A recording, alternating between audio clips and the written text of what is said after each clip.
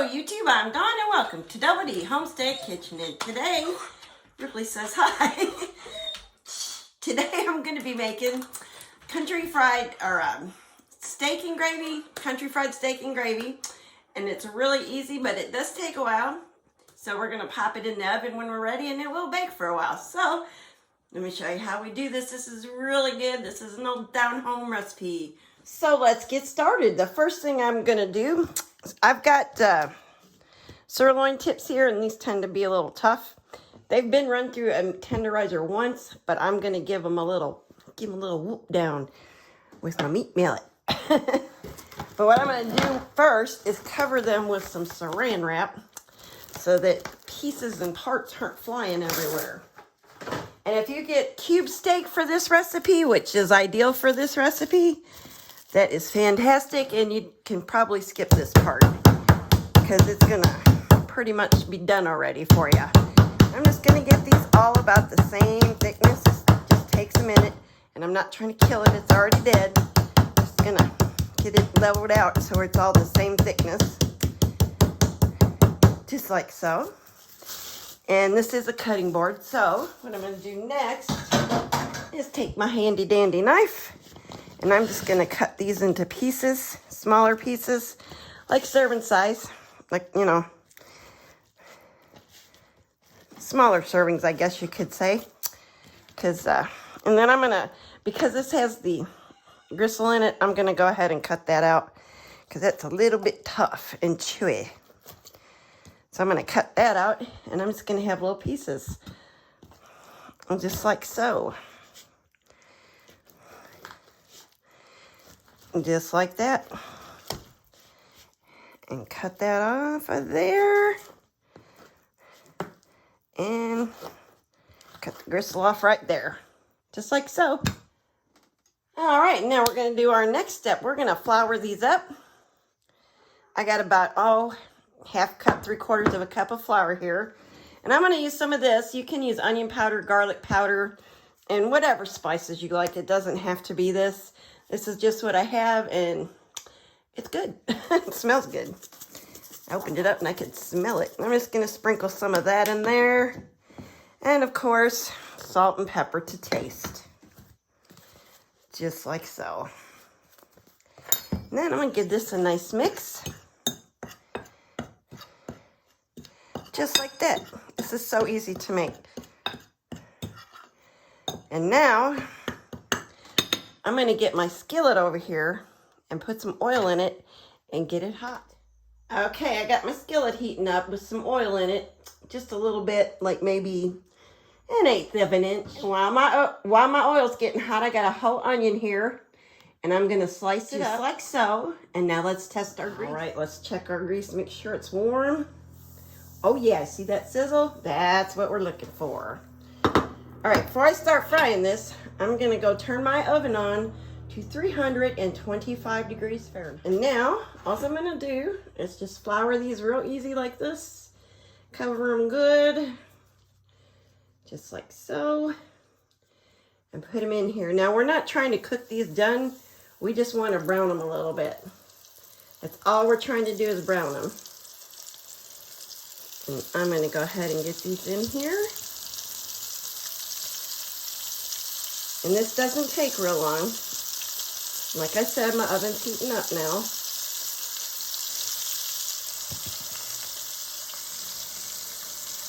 And I got this on a pie plate just because it's easy to spread out and cover stuff that way. And it doesn't quite fly everywhere like it does if I try to use a plate. And I did get a few little bitty pieces, and that's okay. They'll be good too. Just like so.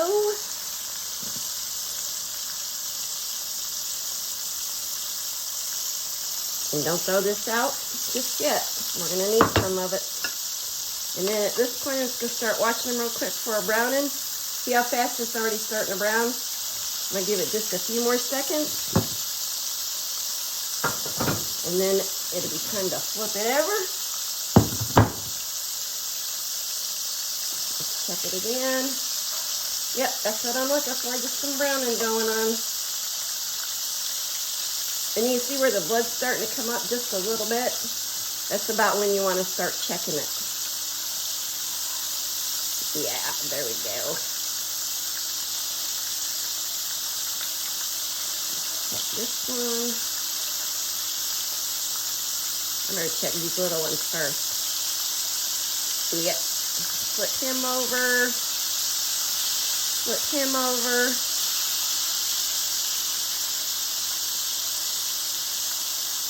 Flip him over.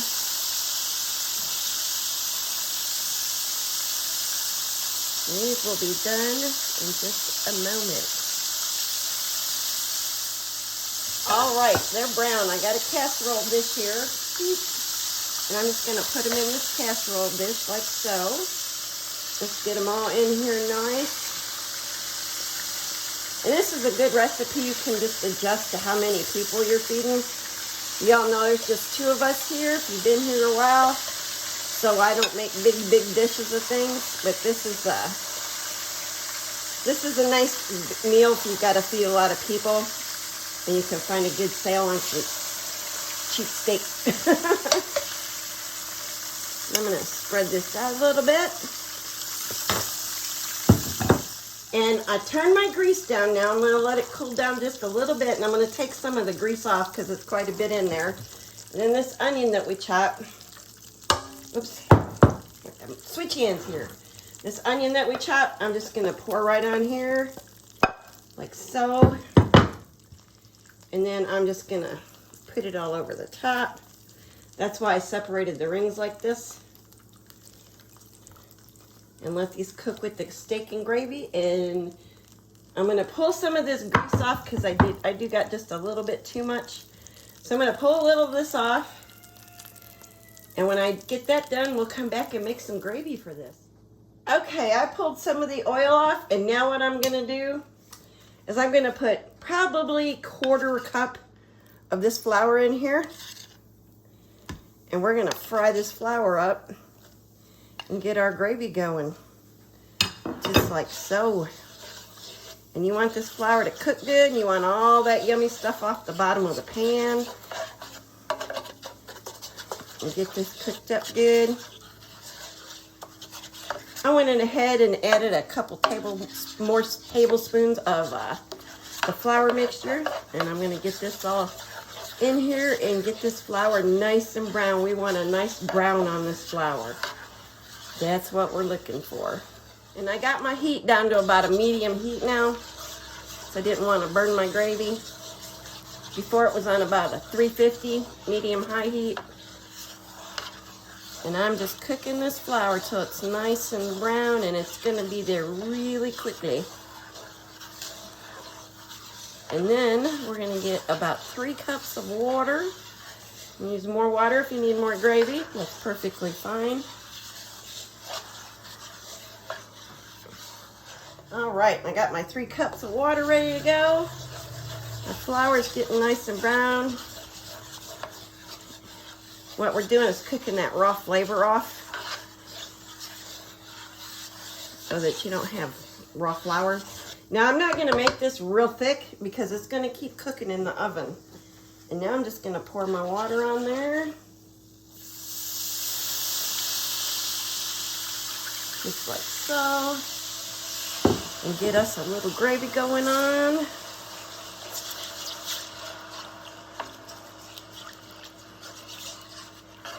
Like so. And this part's gonna go kind of quick because, you know, once you get your gravy going, it don't take long. So I'm just gonna stir this for a little bit until it's starting to get nice and thick. And my oven's going. It's almost the temperature. There it goes. See, it's getting thick already. Yeah, that's right where I want it. I'm gonna turn my heat off completely, and maybe if I can unplug it.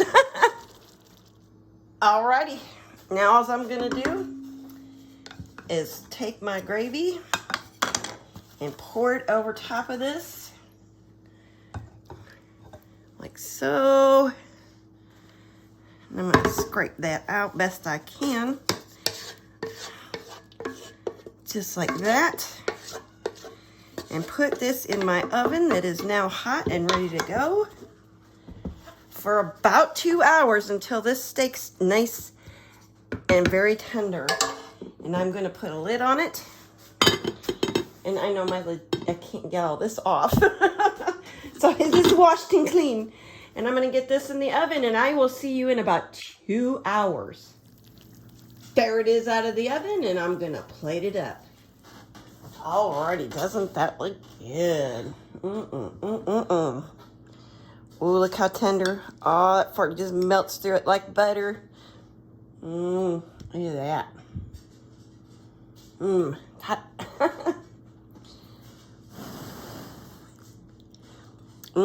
Very good. This is really good. I did have a little bit too much grease in my gravy. As you can see, it's coming out here. So I didn't take enough grease off. Other than that, this is really good. I hope you all enjoyed this video. If you did, please give me a thumbs up. And if you're new here, please subscribe. Y'all, God bless you.